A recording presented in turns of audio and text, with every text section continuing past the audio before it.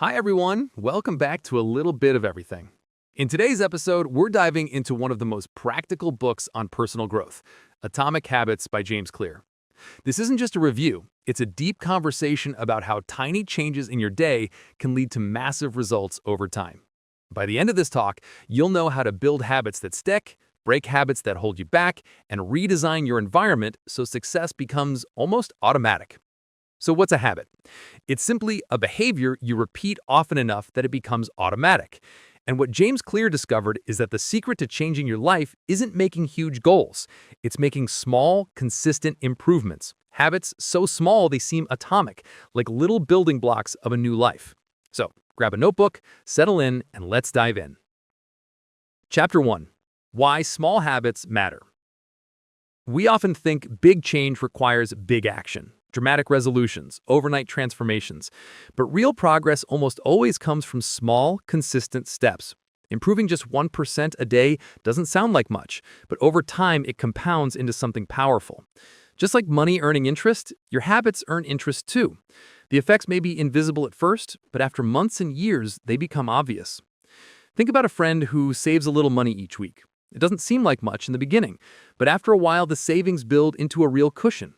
Or a student who studies a little every day rather than cramming before exams and ends up at the top of the class. These are atomic habits at work. They're like seeds planted in the soil. At first you see nothing, but roots are growing underneath, and then one day a green shoot appears. Growth was happening all along. Chapter 2. How Habits Work. Every habit follows a simple loop: cue, craving, response, and reward. The cue is what triggers your brain. The craving is the desire for a change in state. The response is the action you take, and the reward satisfies the craving and teaches your brain to run the loop again. For example, you wake up and see your phone, cue. You want stimulation, craving. You open social media, response. And you feel entertained, reward. Good habits and bad habits both work this way. The first step to change is simply noticing your loops, seeing the cues and rewards that drive your behavior. Chapter 3. The 4 laws of behavior change. Law 1. Make it obvious. If you want to start a new habit, design your environment so the cues are visible. Lay out your workout clothes the night before. Keep healthy snacks at eye level. Use habit stacking. Attach a new habit to something you already do. After I brush my teeth, I'll floss one tooth. The clearer the cue, the easier the habit starts. Law 2. Make it attractive. We're more likely to repeat behaviors that feel appealing. Pair a habit you want with something you already enjoy. Only listen to your favorite podcast while exercising. Change the way you think about the habit. Instead of "I have to run," say "I get to strengthen my heart today." When you shift the feeling from duty to desire, the habit pulls you in rather than pushing you forward. Law 3. Make it easy. Reduce friction. Start small. If you want to start journaling, open the notebook and write one sentence. If you want to drink more water, put a bottle on your desk. Use the 2-minute rule. When you start a new habit, scale it down so it takes less than 2 minutes. You're not trying to do the perfect workout. You're trying to show up and begin. Momentum builds from there. Law 4. Make it satisfying.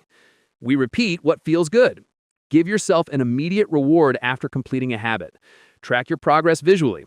A chain of check marks on a calendar is surprisingly motivating. End each habit with a moment of celebration, even if it's just a mental yes. When the habit feels rewarding in the moment, your brain locks it in. Chapter 5. Identity-based habits. Instead of focusing on outcomes, like "I want to lose 10 kilos, focus on identity, like "I'm the kind of person who eats healthily." Each action you take is a vote for the type of person you want to become. Even small votes count. When you choose salad over fries once, you're casting a vote for being a healthy person.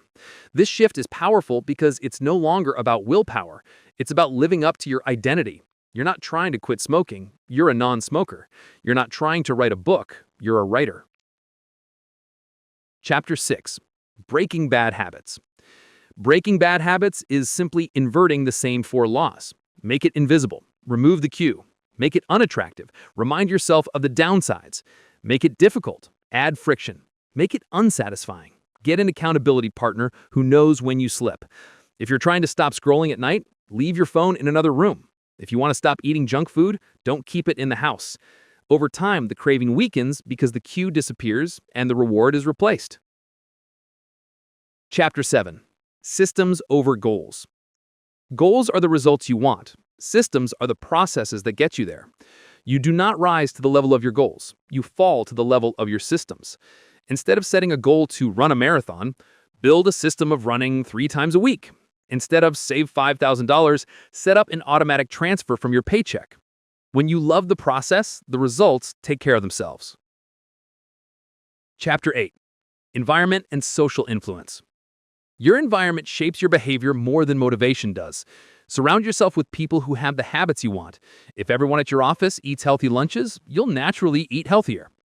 Design your spaces to support your habits. Want to read more? Put a book on your pillow. Want to practice guitar? Keep it on a stand in the middle of the room. Conclusion.